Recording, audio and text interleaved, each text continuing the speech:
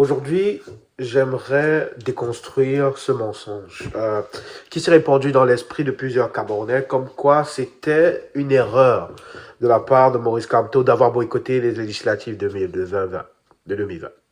C'était comme quoi c'était une erreur stratégique qui expliquait en fait le fait qu'il ait ouvert une faille au gouvernement pour se retrouver dans la situation actuelle qui a mené à son exclusion. Donc, que la situation actuelle était de sa faute, c'est ce qu'il se dit. Mais avant de commencer, c'est très important pour moi de vous rappeler, mon nom c'est Meda Nganka, bienvenue sur ma chaîne CSWUS. Écoutez, c'est au-delà du nombre de vues, vos actions sont très importantes pour moi, que ce soit vos likes, donc que vous cliquez sur le bouton j'aime ou que le bouton que vous n'aimez pas. Vos commentaires positifs ou négatifs sont très importants pour moi parce qu'ils me donnent ce carburant pour continuer à partager mes idées, à réfléchir, à me coucher tard, à me lever tôt pour pouvoir faire tout ça pour vous. Donc, je vous encourage énormément si vous appréciez le travail que je fais, que vous soyez d'accord ou pas, mais le fait que ça vous fasse réfléchir et vous amène un angle de vue différent. Si c'est important pour vous, motivez-moi, juste le bouton j'aime ou je n'aime pas et simplement inscrivez vos commentaires, ça m'aiderait énormément. Donc, pour revenir au sujet d'aujourd'hui, l'erreur, qui a fait l'erreur entre le système RDPC et Maurice Kamto? J'aimerais que vous gardiez une chose en mémoire. Sachez que, et si vous l'avez oublié, le système RDPC a toujours pu se cacher derrière la fausse démocratie, une fausse image de démocratie face à l'Occident. Alors, il a toujours été très difficile dans l'opinion occidentale de lui coller le manteau de dictature.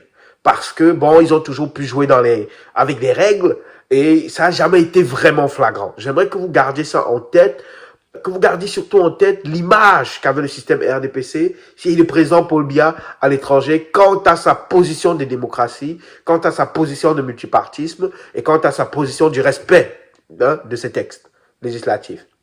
Donc, quand quelqu'un vous amène ce sujet-là et vous dit « Oui, M. Kamto a fait une erreur, sa plus grave erreur était de ne pas participer aux législatives », la première question que vous devez poser à la personne, c'est de demander quelle erreur.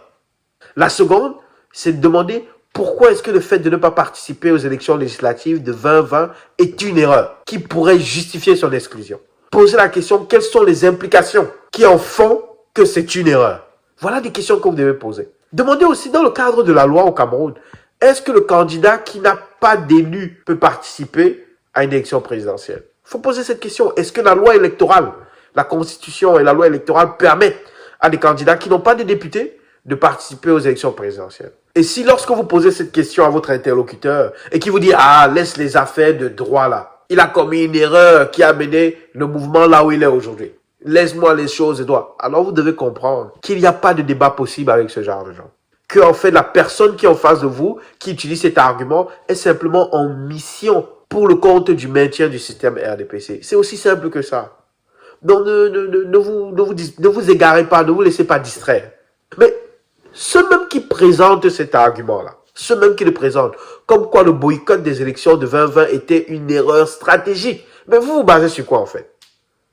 Parce que affirmer une telle chose, comme on fait de journalistes de RFI, et plein d'autres Camerounais le font, ne vous élève pas en fait. Ça ne fait que confirmer une forme de bêtise.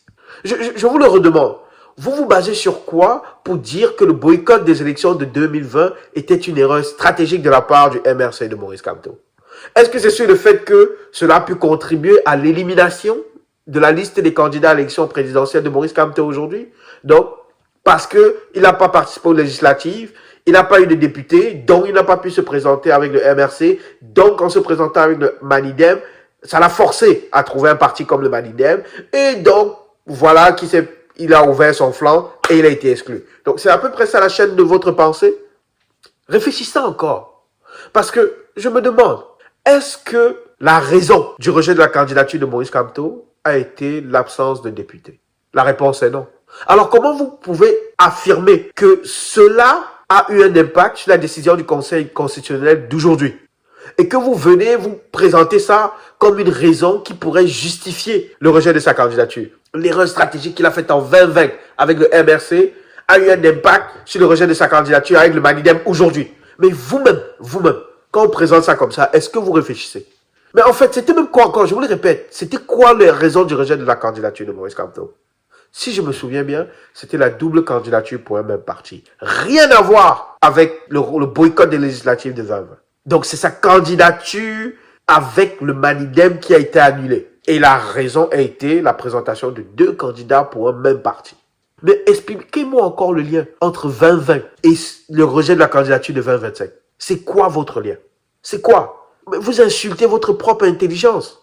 Certains inculques diront même que la loi dit que tu ne peux pas participer aux élections si ton parti n'a pas d'élu parce qu'il a boycotté les élections législatives précédentes. Mais en fait, ça ne représente qu'une partie de la loi. Et présenter cet argument comme unique critère d'éligibilité aux élections présidentielles est faux, de mauvaise foi et démontre une complicité systémique envers le système tortionnaire qu'est le RDPC. Parce que si vous avez une honnêteté intellectuelle, vous saurez qu'effectivement, oui, la loi camerounaise dit que si vous n'avez pas d'élu, vous ne pouvez pas participer en tant que parti politique aux élections présidentielles qui suivent. Toutefois, ce n'est qu'une partie.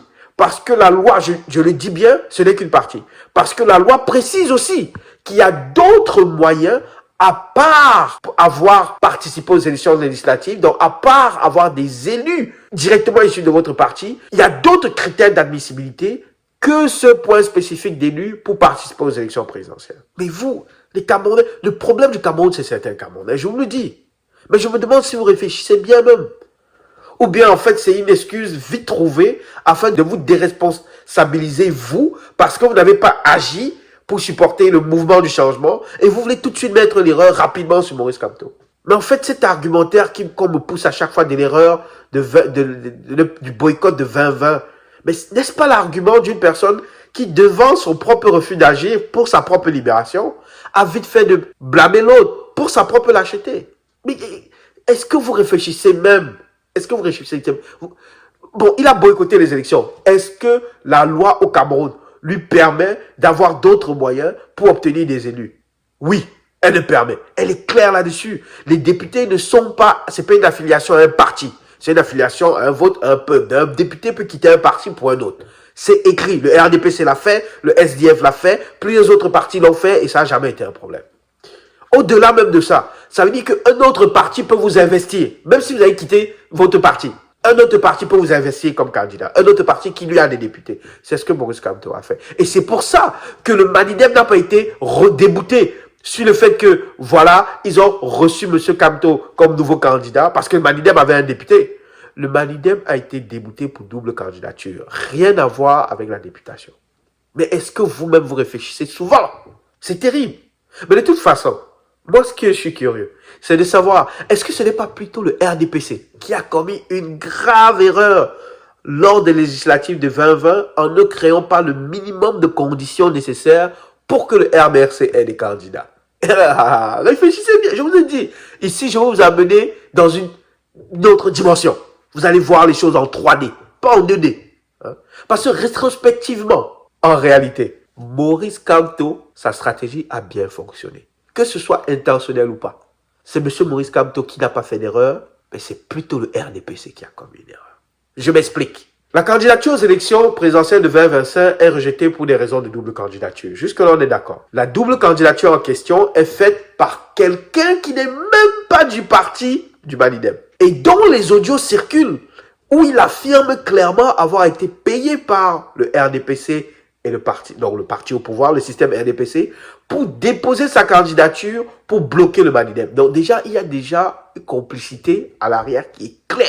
Avant même le verdict, on le sait. Donc déjà, ce sont les faits. Il faut qu'on prenne des faits, d'accord? Ça, ce sont les faits. Donc on rejette la candidature du parti Manidem pour cause de double candidature, sachant que la prétendue seconde candidature est celle de quelqu'un qui ne fait pas partie du Manidem. Alors que du côté du RDPC, on a une double candidature de 2 membres en règle du RDPC.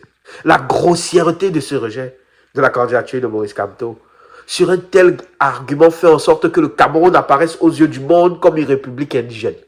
Mais surtout, plus important, que le système RDPC et ses membres vont finalement porter le manteau de dictateur à la vue et aux yeux de tout le monde. Le dictateur, le roi, fut déshabillé. Chose que le système RDPC et Paul Biya ont tout fait pendant 42 ans pour éviter. Pendant 42 ans, si vous remarquez les discours, les arguments du système RDPC et de leur champion Paul Biya, ils ont toujours veillé à ce que le Cameroun garde cette image de démocratie, de multipartisme, de système respectueux des règles. Ils ont toujours, comme on dit, plié les règles. Ils n'ont jamais eu à les casser. Sauf que, aujourd'hui, avec ce rejet-là, ils ont brisé les règles puisque l'argument projeté n'a aucune base solide et en réalité est tout simplement scandaleuse. Et ça les force ainsi à revêtir ce manteau qu'ils portaient en réalité depuis, caché sous celui de la démocratie, qui est celui d'une dictature institutionnelle, une dictature policière, une dictature militaire et une dictature politique. L'erreur du RDPC, c'est elle, c'est là que se trouve celui qui a fait la faute. Parce que pour Maurice Kamto et le MRC, mais imaginez un seul instant, ok? Nous sommes en 2020. Monsieur Kamto et le MRC décident de participer aux législatives. Et que Michel Doki, Michel Doki que vous connaissez là, Célestin Djamel et 2 ou 3 autres top du RDPC installés dans le MRC aient des postes d'élus, donc soient élus députés. Et puis qu'en 2025, donc aujourd'hui, exactement comme là, M. Maurice Kamto se retrouve face au Conseil constitutionnel avec le MRC. Et puis qu'un de ces 2-3 candidats en règle du MRC décide aussi de déposer sa candidature comme président. Mais est-ce que le rejet du MRC et de Maurice Kamto à ce moment-là pour double candidature serait légitime? Est-ce que ce serait justifiable aux yeux de la communauté internationale? Est-ce que vous croyez que, si la réponse est oui, est-ce que vous croyez que aujourd'hui là, ce rejet ferait autant de scandale? Est-ce que vous croyez qu'aujourd'hui là, le RDPC, le système RDPC, Paul Biya et tous leurs alliés auraient pu revêtir leur manteau de dictature et de voleurs de victoire du peuple? Non. Puisque leur argument aurait été valide parce qu'une de leurs taupes aurait eu à déposer sa candidature en tant que membre en règle du MRC. Mais surtout, l'autre réflexion que j'ai eue, c'est que je crois même que si Michel Doki et Djamel avaient été nommés députés, je suis quasiment convaincu que soit le MRC aurait vécu une rébellion interne et une division du parti exactement comme l'UPC ou le SDF ont eu à vivre, et surtout que le RDPC aurait laissé le MRC arriver devant le Conseil constitutionnel pour lui jouer la carte de la double candidature, et avec raison. Mais rien ne s'est passé comme prévu. Et à ceux qui avancent que oui, mais Maurice Kamto connaissait les taupes, pourquoi pas, peut-être, et qui pouvait simplement les éjecter du parti. Oui, c'est possible aussi. Est-ce que vous avez pensé au fait que peut-être il ne connaissait pas toutes les taupes, et que le moyen le plus efficace de préserver l'âme du mouvement pour le changement et surtout d'éviter le risque trop grand d'implosion du mouvement pour le changement, la décision la plus difficile qu'il ait prise aura été de ne pas participer aux élections législatives de 2020. Parce qu'il ne pouvait garantir à ce moment-là qu'une des taupes du RDPC n'aurait pas été élue députée. Et au-delà de tout cela, de toute façon, n'est-ce pas une preuve de sacrifice ultime que de refuser les avantages liés à la députation pour défendre la liberté du peuple? N'est-ce pas une preuve d'intégrité profonde? Cette intégrité que chacun d'entre nous recherchons.